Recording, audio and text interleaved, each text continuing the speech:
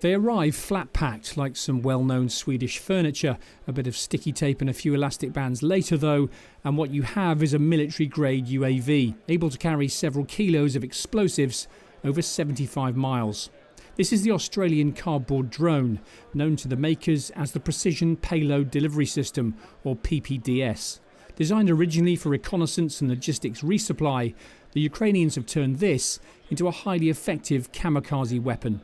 Now we put 10 into a capability brick, we call it, that has the avionics, a programmable laptop or a tablet that allows you to mission plan, launch, has a launcher, all very simple and quickly, it's easily assemblable in theatre and allows you to operate quite quickly. Last month, the Ukrainians launched a series of drone strikes on Russian airfields. On the 27th of August, they hit an airbase at Kursk inside Russia, taking out 5 fighter jets, missile launchers and an air defence system. 2 days later, another drone attack, this time on the Sikov airfield 430 miles inside Russia. Here, 2 Ilyushin cargo planes were destroyed and 2 more badly damaged. And it's strongly believed it was cardboard drones that inflicted the damage you can see in these satellite images. You can put quite a lot in there and I guess carry a decent amount of weight. It's a significant payload, and some of the restrictions on a quadrotor come down to payload, carrying capacity and endurance.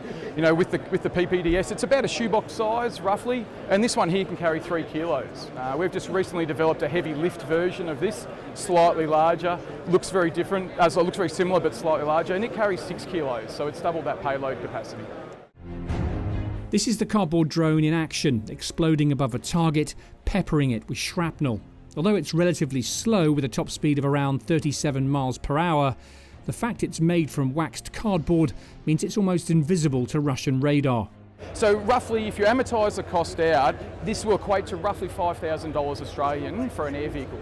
And when you look at some of the more military-grade systems, fixed wing or not, you're talking upwards of $20,000, $30,000, $40,000. So it really does allow the end user to use it, I'd say, in a more a more aggressive way due to the cost point of the product. Although these attacks don't destroy huge numbers of aircraft, they don't have to.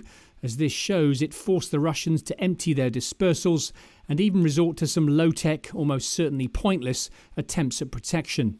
So we've delivered over 600 of the PPDS into Ukraine. We haven't exported any of our other products specifically into Ukraine, but the cardboard plane's taken the prime role into that area of the world. The way that we sell these in a 10-pack configuration, if you wreck a nose cone, you can replace it with a nose cone. So it's very modular, and you can actually repair it quite simply with hot glue gun, cardboard and tape. For obvious reasons, the makers of this cardboard drone won't say exactly how the Ukrainians are using it. But Australia has been supplying Kyiv with 100 of these every month since March. A relatively cheap, stealthy and easy to fly weapon that Ukraine's putting to devastating use. Simon Newton, Forces News. Thanks for watching. For more from Forces News, like and subscribe to our channel.